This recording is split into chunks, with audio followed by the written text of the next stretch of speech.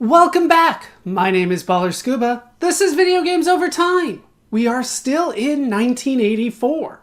Today, we're going to talk about Yie Ar Kung Fu. The story of Yie Ar Kung Fu starts with Bruce Lee. Bruce Lee was a Hong Kong and American martial artist and actor. Born in 1940 in San Francisco, Bruce Lee was a dual citizen of both British Hong Kong and America, and was 1/4 European. Bruce Lee became an actor at a young age, starring in his first role at age 9 in 1950's The Kid, a Hong Kong film. By the time Bruce Lee was 18, he had appeared in 20 films. Bruce Lee started getting into street fights, so his parents got him involved in martial arts training. Bruce Lee was introduced to the legendary martial artist Ip Man, but Ip Man refused to train Bruce Lee due to the long-standing rule forbidding training foreigners. However, his friend talked to Ip Man, and Ip Man eventually agreed to teach the young Bruce Lee, despite many students' refusal to work with him due to his mixed ancestry. Bruce Lee continued to get into street fights, though, to the point he had to move back to the United States to avoid potential legal issues. In 1964, Bruce Lee dropped out of college in Seattle and moved to Oakland and started teaching martial arts. It was around this time that Lee showed off one of his iconic techniques, the one-inch punch. After some public demonstrations, Bruce Lee was found by a Hollywood producer and he began acting again. His first major Hollywood role was as Kato on the TV series The Green Hornet. The Green Hornet is seen as the first popular American television show to feature Asian-style martial arts. After one season, though, Bruce Lee was back out of work. It was around this time that Bruce Lee began developing his own martial arts style, blending several styles from several parts of the world into what he named Jeet Kune Do, or Way of the Intercepting Fist. Bruce Lee would have smaller roles in both Hong Kong and America before getting a 2-film deal from Golden Harvest. This resulted in 1971's The Big Boss, which became Hong Kong's highest-grossing film, earning $50 million worldwide, over $370 million in 2023. This martial arts film would receive mixed reviews from critics, but would help establish martial arts as a film genre. The second film would be 1972's Fist of Fury. Fist of Fury would become a bigger success than The Big Boss, becoming the new highest-grossing film out of Hong Kong, earning $100 million worldwide, over $719 million in 2023. Critically, Fist of Fury was seen as a better film and got better reviews than The Big Boss. Because of the success of these two films, Bruce Lee would continue to get contracts to make more films. For his third film, Bruce Lee released The Way of the Dragon in 1972. Bruce Lee would not only star in the film, he would also write, direct, and choreograph. This film would feature an iconic scene between Bruce Lee and karate world champion Chuck Norris. The Way of the Dragon was the best reviewed and highest grossing film of the three, earning $130 million, over $930 million in 2023. After The Way of the Dragon, Bruce Lee began working on another film, but he was approached by Warner Brothers to star in Enter the Dragon. This would become Bruce Lee's fourth major film and the most successful. Despite receiving mixed reviews from critics, the film would earn $400 million worldwide, over $2.7 billion in 2023, seen as the most successful martial arts film of all time. This was despite Bruce Lee's death 1 month before the film's release. Bruce Lee died on July 20th, 1973, due to cerebral edema. He was just 32 years old. After Bruce Lee's death, the film that he was working on, known as Game of Death, was released. Bruce Lee had filmed roughly 100 minutes of the film, featuring an iconic yellow outfit and a scene with one of his students, basketball star Kareem Abdul-Jabbar. The rest of the film was completed using a stand-in and archive footage of Bruce Lee. The controversial film, which only had 15 minutes of original film with Bruce Lee, would be released in 1978 and would not be successful. Despite a short career with only 5 major films, Bruce Lee would become highly influential in the film industry, the video game industry, martial arts, and culture as a whole. Bruce Lee would help popularize martial arts in Western culture. His fighting style, his outfits, and much of his philosophy would enter the mainstream. He would help break down barriers in Hollywood both racially and culturally. Famously, one of the stuntmen in his films, Jackie Chan, would go on to have a long, successful career of his own. It was a combination of Bruce Lee and Jackie Chan that would inspire the character of Dragon Chan in Super Punch-Out, which we talked about previously in that video. That is a brief history of Bruce Lee. With the story of Bruce Lee told, it's time to talk about Yi Ar Kung Fu. Inspired by Bruce Lee and his films, Yi Ar Kung Fu, or 1-2 Kung Fu, was created by Konami. We have talked about Konami before. They were responsible for Scramble, Super Cobra, and Track and Field. We last talked about Konami in our video on Hypersports. Yi Ar Kung Fu is a fighting game, which is still an emerging genre. The player plays as Oolong, a kung fu master inspired by Bruce Lee. Oolong's goal is to defeat 11 different martial arts masters to become Grand Master. The player can use a combination of up to 16 moves using a combination of buttons and joystick movements. The fighters have a health bar. Once that bar is depleted, the fighter will be knocked out and lose the fight. Konami released Yi Ar Kung Fu to Japanese arcades on October 25, 1984. It would be released to arcades worldwide in March 1985. That is a short backstory to Bruce Lee and Yi Ar Kung Fu. With those now told, it's time to play the game for ourselves. And here we are in the game. This is Yi Ar Kung Fu. As you can see, released in 1985. This is the international version because this is the version that makes the most sense for me to play. We can play as Oolong here. He does have a pretty traditional, I would say, for the time outfit. It does remind me of Bruce Lee, but yeah, we will not get through the fights that quickly. I feel like the enemies that we fight against this time, we're up against Buchu here. They're a little bit unfair in terms of what they can do versus what I can do, but computer is absolutely destroying here. All right, let's go ahead, drop a quarter in. Hi, and we will go ahead and hit the start button, get into the game, see what I can do. See if I can get a free life at least for the first bonus. You'll know because it says thank you in Mandarin. It's all in Mandarin. So I apologize if I'm not saying Yi Ar correctly, but it's 1-2, but it's a tonal language, and I don't speak tonal languages, so I'm not sure I'm getting that right, but I'm doing what I can. All right, we're going to start against Bushu.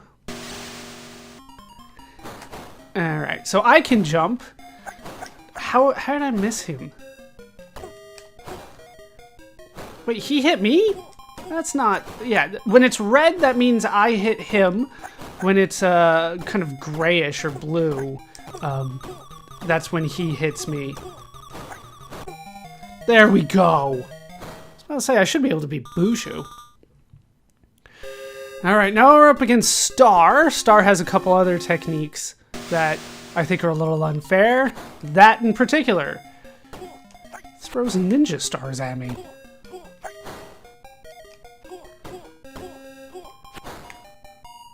Like, my jump is insane. was trying to get close. Oh, come on.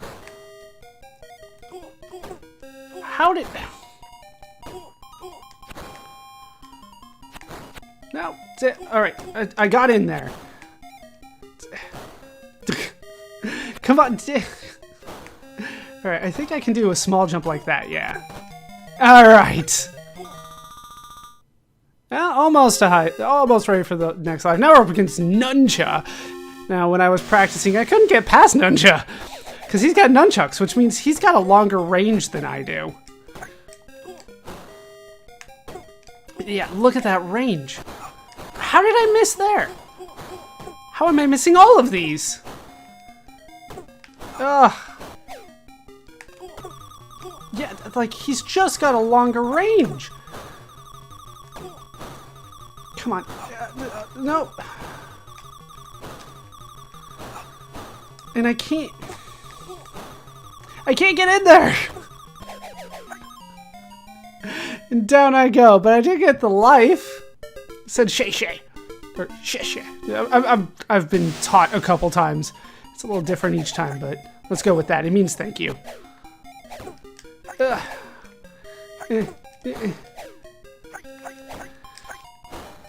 I'm just kind of spamming buttons here, hoping for the best, but... Like, he's so difficult because of that range. Like, how did he... Like, I wasn't even close. Wasn't even close to beating Nuncha. But I got second place for it. Let's do... God, they don't give me a lot of time for this at all. No, this way. I passed it. Hold on. I can't even put my name in properly. Let's just go with that, and we'll put in another quarter here.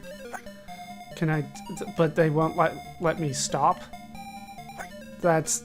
I mean, I guess. Sure. I'll go all the way to the end because I doubt that they can fit my whole name in there. You don't get a lot of characters, but in case you want to put an equal sign into your name, or they got you covered. There we go. All right. We'll try one more time, see if I can get past the nunchucks guy. The Nuncha. First up against Buchu. All right.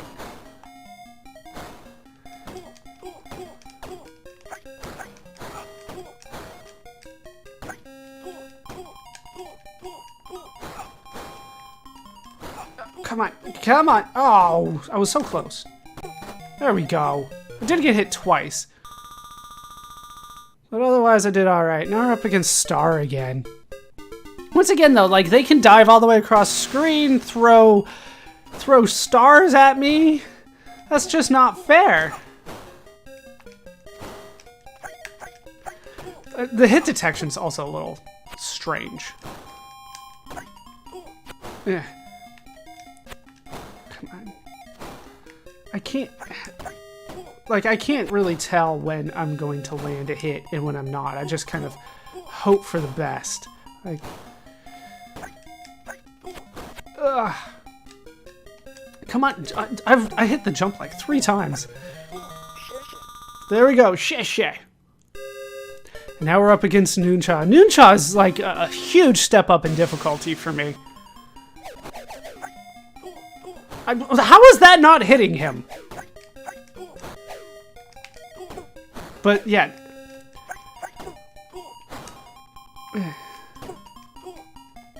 Like, I can't even get close to him.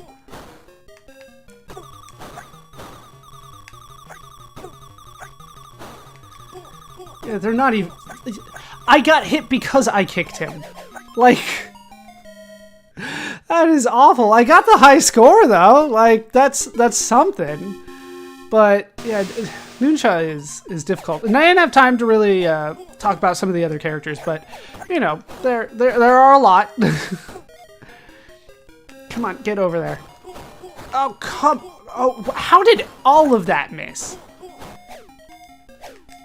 How did that miss? Like, I punched all the way through him. Like, I got in range and everything. Yeah, I got nothing for Nuncha here. I did hit him twice, but man, that was difficult. All right, can I do? Wow. All right, I tapped that button. It's just B, and we will call that. We'll call that playing Yi Kung Fu. So that is the game played with the game played. It's time to talk about how it holds up today. Playing the game today, I do have to say that I did have fun playing Yi Kung Fu. It's not a game that I could spend a lot of time playing, I don't think, but it is a game that I enjoyed for the amount of time that I did play it. The controls are basically basic. That seems to be the main complaint that I have with it. The gameplay is fun, but I really only have a limited amount of moves that I can do. There's basically just a punch and a kick button, and then you can move the joystick in 8 different directions for different attacks. But with that said, it just kind of seemed a little unfair that the enemies that I was fighting had much better attacks than I did, right? Even the first enemy can just, kind of dive bomb across the entire screen while you're just kind of sitting there waiting for him to show up. Then Star has the ninja stars that are being thrown at you. Then we have, I can't remember his name all of a sudden, but the nunchuck guy had way better range than I did. So it's a game that requires a little bit of patience to figure out exactly how to attack each individual opponent because they have their own tactics. But the game is fun for what it is. The character Oolong, definitely based on Bruce Lee, from the sounds that you make while you're attacking to the outfit, I believe, is supposed to be reminiscent of the Big Boss. That's the one that seems to be closest in terms of the outfit. But even though it's not necessarily a one-to-one interpretation of Bruce Lee, it's definitely heavily inspired by that. The first 5 opponents are in one area, the next 6 are in the other. I'll try to show off a little bit of those as in the intro there, but ultimately, the game is pretty basic, pretty straightforward, but it is also an early example of a fighting game. This is only the second fighting game that we have done, so it's not surprising that the game isn't fully fleshed out and complex by modern standards for a fighting game because it is an early example. It is one-on-one, you versus the opponent, trying to wear down their health bar, and that is a foundation of fighting games. So in terms of graphics, I feel that the graphics are good. They hold up very well, I think. The sound, I also think, is pretty good. I think that the sound holds up well. There's a couple things that might sound a little off. I don't necessarily like the shay, like thank you for getting an extra life. That's a weird phrase. I get an extra life and the game says thank you to me. That's weird. But the sound, I think, holds up well. The gameplay is the downside here from a modern perspective because fighting games do evolve so that you can get combos and all that kind of stuff. This one is much more basic by modern standards. But if you are interested in the history of video games, and particularly fighting games, this is a game that is worth checking out, dropping maybe a quarter or two in and seeing what it was like back in 1984. And that's my modern take on the game. When the game was released, Yi Kung Fu was popular. In North America, the game became the most popular arcade conversion kit of 1985. The critics also enjoyed the game, citing the gameplay as a main reason why.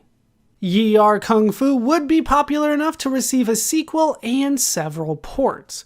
We will keep an eye on these as we continue. As for Konami, they would continue to create games, and we will hear from Konami again. As for Bruce Lee, this would not be the only time we see a character directly inspired by the martial arts legend. We will be seeing more of the legacy of Bruce Lee in the future. That will do it for the story of Yi Kung Fu for now. My name is Baller Scuba. This has been Video Games Over Time. Thank you so much for watching, and I hope to see you in our next video when we go bustin'.